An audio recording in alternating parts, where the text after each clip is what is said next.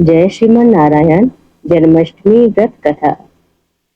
इंद्र ने कहा, हे मुनियों, मैं श्रेष्ठ सभी शास्त्रों के ज्ञाता, हे देव, व्रतों में उत्तम उस व्रत को बताइए जिस व्रत से मनुष्यों को मुक्ति लाभ प्राप्त हो तथा उस व्रत से प्राणियों को भोग व मोक्ष भी प्राप्त हो जाए।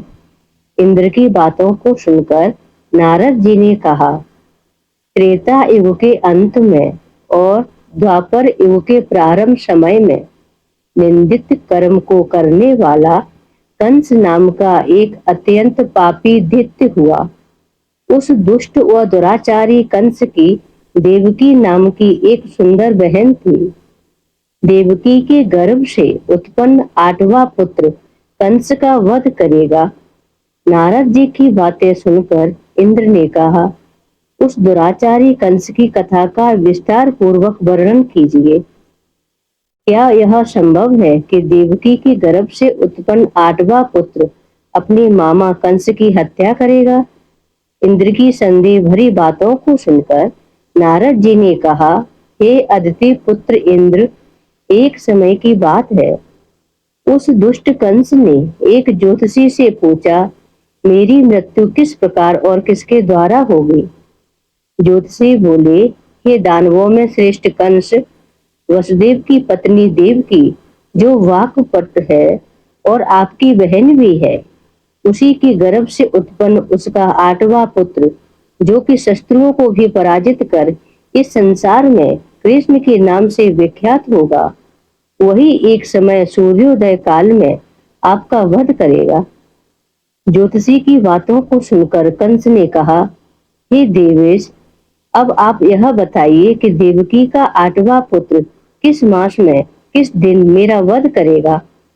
ज्योतिषी बोले, हे महाराज, माघ मास की शुक्ल पक्ष की तिथि को 16 कलाओं से पूर्ण श्री कृष्ण से आपका युद्ध होगा। उसी युद्ध में वे आपका वध करेंगे। इसलिए हे महाराज, आप अपनी रक्षा यत्न पूर्वक करें।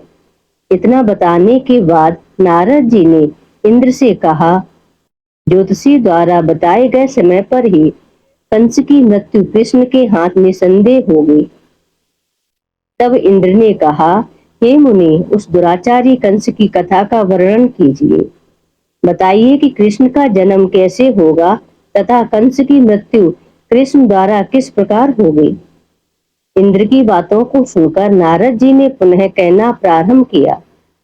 उस दुराचारी कंस ने अपने एक द्वारपाल से कहा, मेरी इस प्राणों से प्रिय बहन की पूर्ण सुरक्षा करना। द्वारपाल ने कहा, ऐसा ही होगा।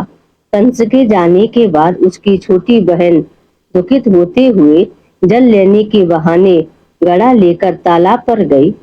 उस तालाब के किनारे एक वृक्ष के नीचे बैठकर देवकी रोने लगी। उसी समय एक सुंदर स्त्री जिसका नाम यशोदा था, उसने आकर देवकी से प्रिय वाणी में कहा, हे देवी, इस प्रकार तुम क्यों विलाप कर रही हो? अपने रोने के कारण मुझे बताओ। तब दुखी देवकी ने यशोदा से कहा, हे बहन, नीच कर्मों में आसक्त दुराचारी मेरा ज्येष्ठ भ्राता कंस है। उस दुष्ट भ्राता ने मेरे कई पुत्रों का वध कर दिया। इस समय मेरे गर्भ में 8वां पुत्र है। वह इसका भी वध कर डालेगा, क्योंकि मेरे ज्येष्ठ भ्राता को यह भय है कि मेरे अष्टम पुत्र से ही उसकी मृत्यु अवश्य होगी। देवकी की बातें सुनकर यशोदा ने कहा, हे बहन, विलाप मत करो। मैं भी गर्भवती हूँ। यदि मुझे कन्या हुई तो तुम अपने पुत्र के बदले उस कन्या को ले लेना। इस प्रकार तुम्हारा पुत्र कंस के हाथों मारा नहीं जाएगा। कंस ने अपने द्वारपाल से पूछा, देवकी कहाँ है?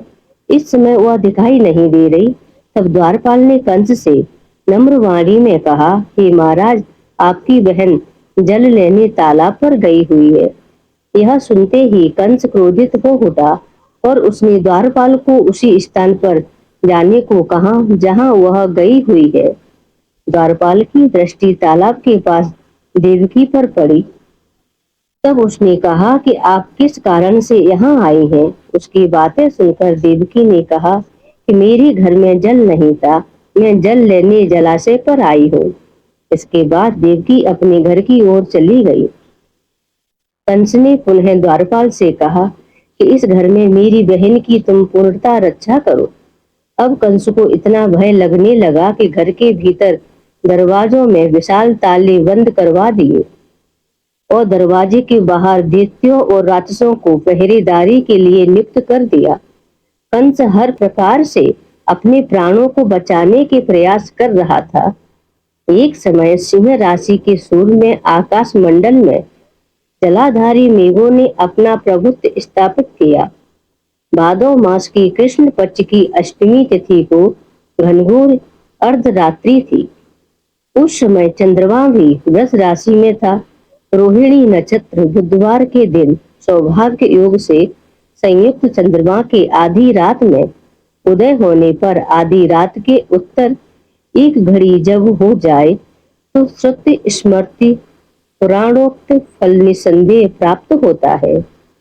इस प्रकार बताते हुए नारद जी ने इंद्र से कहा, ऐसे विजय नामक शुभ मुहूर्त में श्री कृष्ण का जन्म हुआ और श्री कृष्ण के प्रभाव से ही उसी क्षण बंदी ग्रह के दरवाजे स्वयं खुल गए। द्वार पर पहरा देने वाला पहरेदार राक्षस सभी मूर्छित हो गए। देवकी ने उसी क्षण अपने पति वसुदेव से कहा, हे स्वामी, आप निंद्रा का त्याग करें और मेरे इस पुत्र को गोकुल में ले जाएं। वहां इस पुत्र को नंद गोप की धर्म पत्नी यशोदा को दे दें। उस समय यमुना जी पूर्ण रूप से बाढ़ग्रस्त थी, किंतु जब वसुदेव बालक कृष्ण को सूप में लेकर यमुना जी को पार करने के लिए उतरे, उसी क्षण बालक के चरणों का स्पर्श होते ही यमुना जी अपने पूर्व स्तर रूप में आ गई। किसी प्रकार वसुदेव जी गोकुल पहुंच गए और नंद के घर में प्रवेश कर उन्होंने अपना पुत्र तत्काल उन्हें दे दिया और उसके बदले में उनकी कन्या ले ली। वे तत्काल वहां से वापस आकर कंस के बंदी गृह में पहुंच गए। प्रातः काल जब सभी राक्षस पहरेदार निंद्रा से जागे तो कंस ने द्वारपाल से पूछा कि अब देवकी की गर्भ से क्या हुआ है, इस बात का पता लगाकर मुझे बताओ। द्वारपालों ने महाराज की आज्ञा को मानते हुए कारागार में जाकर देखा तो वहां देवकी की गोद में एक कन्या थी, जिसे देखकर द्वारपालों ने कंस को सूचित किया, किंतु कंस को तो उस कन्या से भय होने लगा। अतः वह स्वयं कारागार में गया और उसने देवकी की गोद में से कन्या को झपट लिया और उसे एक पत्थर की चट्टान पर पटक दिया, किंतु वह कन्या विष्णु की माया से आकाश की ओर चली गई और अंतरिक्ष में जाकर विद्युत के रूप में परिणित हो गई।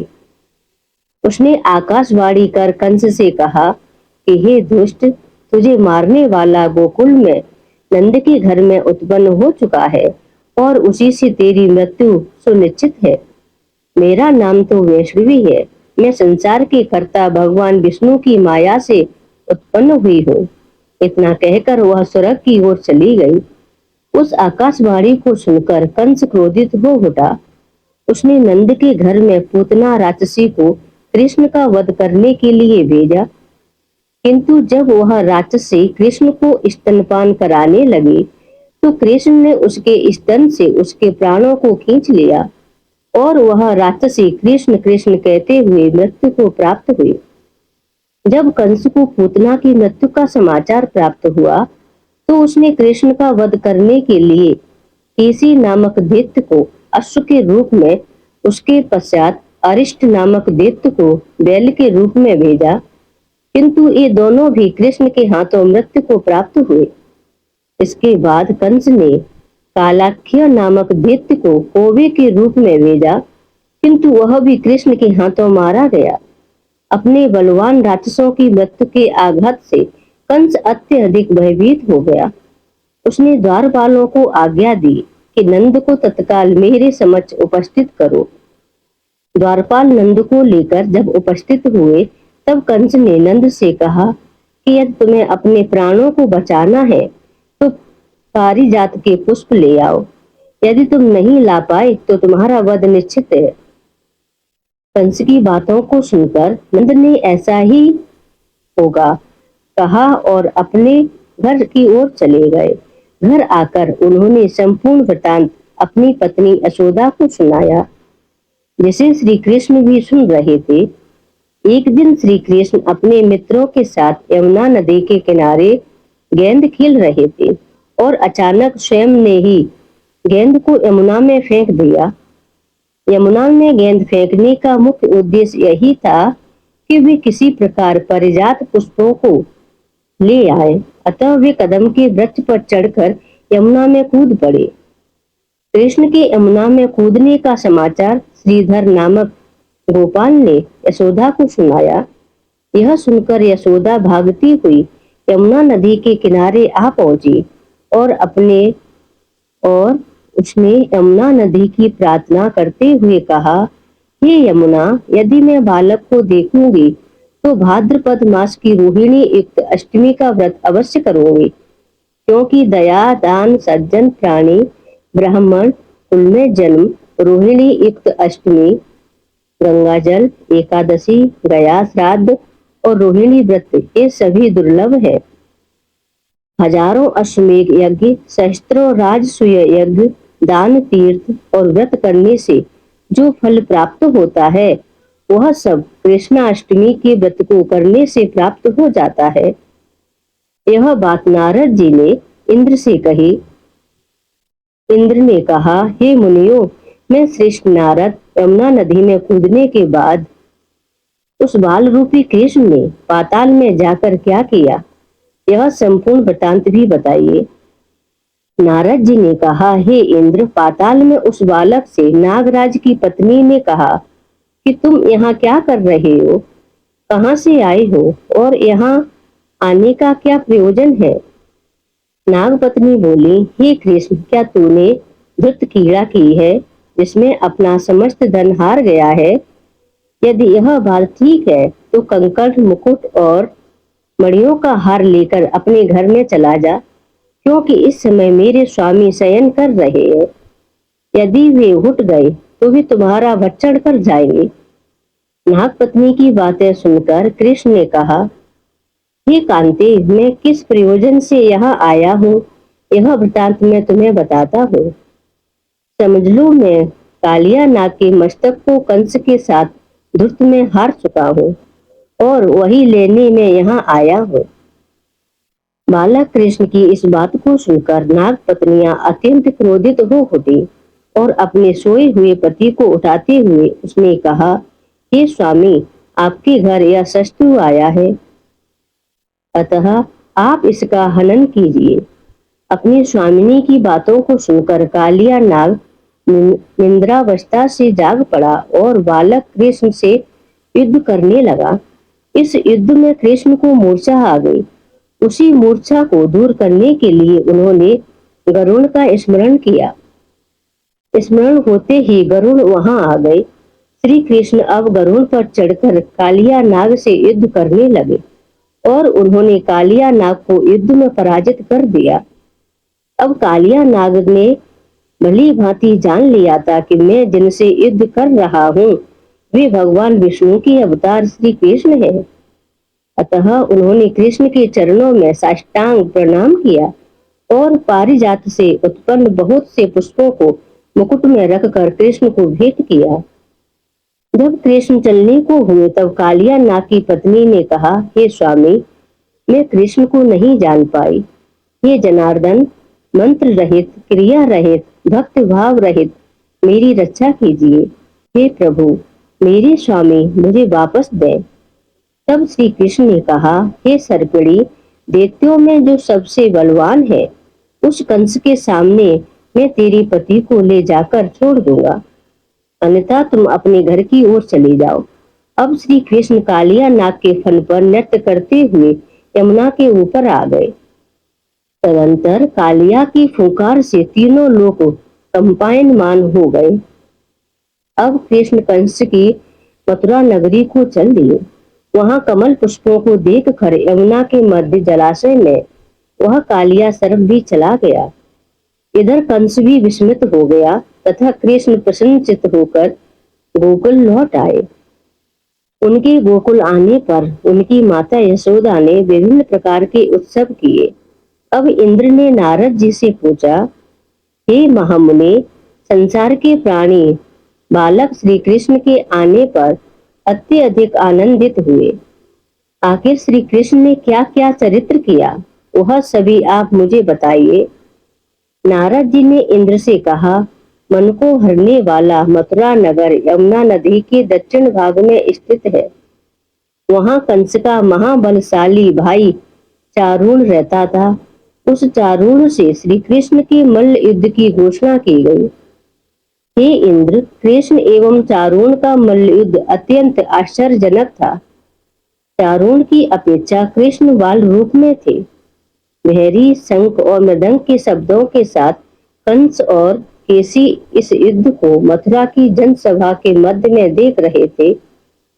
रंगशाला के अखाड़े में चारुण, मुष्टिक, तोषल आदि बड़े बड़े भयंकर पहलवान दंगल के लिए प्रस्तुत थे। महाराज कंस अपने बड़े बड़े नागरिकों तथा मित्रों के साथ उच्च मंच पर विराजमान थे। रंगशाला में प्रवेश करते ही श्री कृष्ण ने अनायास ही धनुष को अपने बाएं हाथ से उठा लिया। पलक झपकते ही सबके सामने उसकी डोरी चढ़ा दी तथा डोरी को ऐसे खींचा कि वह धनुष भयंकर शब्द करते हुए टूट गया। धनुष की रक्षा करने वाले सारे सैनिकों को दोनों भाइयों ने ही मार गिराया। वलयापीड़ का वध कर श्री कृष्ण ने उसके दोनों दांतों को उखाड़ लिया और उससे महावत एवं अनेक दुष्टों का संहार किया। कुछ सैनिक भाग खड़े हुए और महाराज कंस को सारी सूचनाएं दी, तो कंस ने क्रोध से दांत पीसते हुए चारुण मुष्टिक को शीघ्र ही दोनों बालकों का वध करने के लिए इंगित किया। इतने में श्री कृष्ण एवं बलदेव अपने अंगों पर खून के कुछ छींटे धारण किए हुए हाथी के विशाल दांतों को अपने कंधे पर धारण कर सिंहों शावक की भांति मुस्कुराते हुए अखाड़े के समीप पहुंचे। चारुण और मुष्टिक ने उन दोनों भाइयों को मल्ल युद्ध के लिए ललकारा। नीत विचारक श्री कृष्ण ने अपने समान आयु वाले मल्लों से लड़ने की बात कही, किंतु चारुण ने श्री कृष्ण और मुष्टिक ने बलराम जी को बड़ी दर्प से महाराज कंस का मनोरंजन करने के लिए ललकारा। श्री कृष्ण बलराम तो ऐसा चाहते ही थे। इस प्रकार मल्ल युद्ध आरंभ हो गया। वहां पर बैठी हुई पुर स्त्रियां उस अनीतिपूर्ण मल्ल युद्ध को देखकर वहां से उठकर चलने को उद्यत हो गई। श्री कृष्ण की रूप माधुरी का दर्शन कर कहने लगे, अहो, सच पूछो तो ब्रजभूमि ही परम पवित्र और धन्य है। वहां परम पुरुषोत्तम मनुष्य के वेश में छिपकर रहते हैं। देवादि देव महादेव शंकर और लक्ष्मी जी जिनके चरण कमलों की पूजा करती हैं, वे ही प्रभु वहां रंग बिरंगे पुष्पों की माला धारण कर गौओं के पीछे पीछे सखाओं और बलराम जी के साथ बांसुरी बजाते और नाना प्रकार की क्रीड़ाएं करते हुए आनंद से विचरण करते हैं। श्री कृष्ण की इस रूप मधुरिमा का आस्वादन केवल ब्रजवासियों एवं विशेषकर गोपियों के लिए ही सुलभ है। वहां के मयूर, शुक, सारी गौएं, बछड़े तथा नदियां सभी धन्य हैं। वे स्वच्छंद रूप से श्री कृष्ण की विविध प्रकार की मधुरियों का पान करके निहाल हो जाते हैं। अभी भी ऐसी चर्चा कर रही थी कि श्री कृष्ण ने चारुण और बलराम जी ने मुष्टिक को पछाड़कर उनका वध कर दिया। तदंतर कूटसल, तोषल आदि भी मारे गए। इतने में कंस ने क्रोधित होकर श्री कृष्ण, बलदेव और नंद वसुदेव सबको बंदी बनाने के लिए आदेश दिया, किंतु सबके देखते ही देखते बड़े वेग से उछलकर श्री कृष्ण उसके मंच पर पहुंच गए और उसकी चोटी पकड़कर नीचे गिरा दिया तथा उसकी छाती के ऊपर कूद गए, जिससे उसके प्राण पखेरु उड़ गए। इस प्रकार सहज ही कंस मारा गया। श्री कृष्ण ने रंगशाला में अनुचरों के साथ कंस का उद्धार किया। कंस के पूजित शंकर जी इस रंग को देखकर कृत कृत हो गए, इसलिए उनका नाम श्री रंगेश्वर हुआ।